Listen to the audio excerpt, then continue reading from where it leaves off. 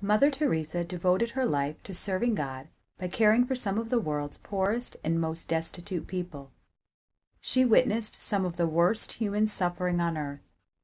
Yet there was only one human tragedy that she referred to as the greatest misery of our time. It wasn't poverty, AIDS, global warming, or child slavery. It was abortion. Since 1973, more than 50 million babies have died as a result of abortion in the United States. This year alone, approximately 1.2 million babies will be destroyed before they even leave the womb. Those numbers shock, sadden, and overwhelm us for a little while. But then we forget. We avoid. We give up. A number like 1.2 million is hard to grasp. Think of it this way. 1.2 million is 1/3 the population of Connecticut. Every year in America, as many babies die as a result of abortion as there are people living in 1/3 of our state. We forget easily because we never see the faces of abortion's direct victims. However, advances in science and medicine have given us all a glimpse into that secret place where God knits us together. The once controversial claim that life begins at conception is now almost universally accepted as fact. Sometimes we avoid the issue because we don't want to impose our moral standards on another person. But do we use that same logic when we see a pregnant woman smoking, or drinking, or using drugs? Or maybe we are overwhelmed. We live in an era where Roe v. Wade is the law of the land. The Supreme Court has spoken. We throw our hands up in defeat. In 1857, the Supreme Court of the United States of America issued another controversial ruling. The Dred Scott decision denied African Americans U.S. citizenship and legalized slavery throughout our country. Imagine how different things would be today if we had surrendered that battle. Even though we will never see the faces of these tiny ones, the victims of abortion are all around us. You see them every day. They are most likely in this room right now.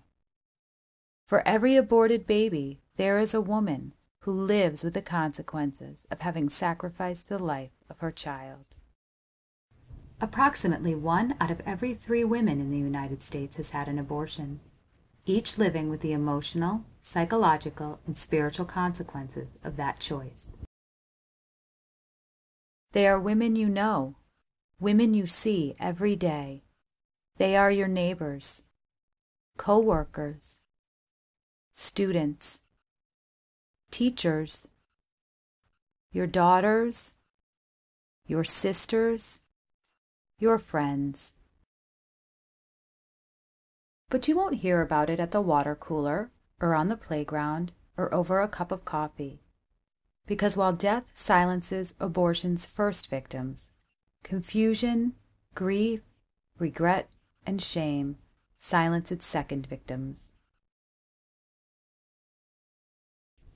For every baby and mother, there is also a father who may have pressured or threatened his girlfriend to have an abortion. Perhaps he abandoned her. Perhaps he never knew the child existed at all. What about the parents who dragged their daughter to the clinic even though she begged them to stop? The nurse who held her hand while the doctor killed, extracted, and disposed of the baby? The legislator who argued that if the baby miraculously survived, she should be denied medical care and simply be left to die? The woman who paid for the abortion of a struggling friend? The unwitting taxpayers whose money helped fund the death of a baby through U.S.-sponsored abortions? Or the infertile couple desperately waiting for a baby to adopt? There will be over 1 million abortions in the United States this year, and that alone is a tragedy. But millions upon millions more will live with the spiritual scars of those decisions. Abortion touches us all. In the words of Ronald Reagan, Roe v. Wade has become a continuing prod to the conscience of the nation. abortion, infanticide, the right to and sanctity of human life. Brothers and sisters in Christ, this is a spiritual battle.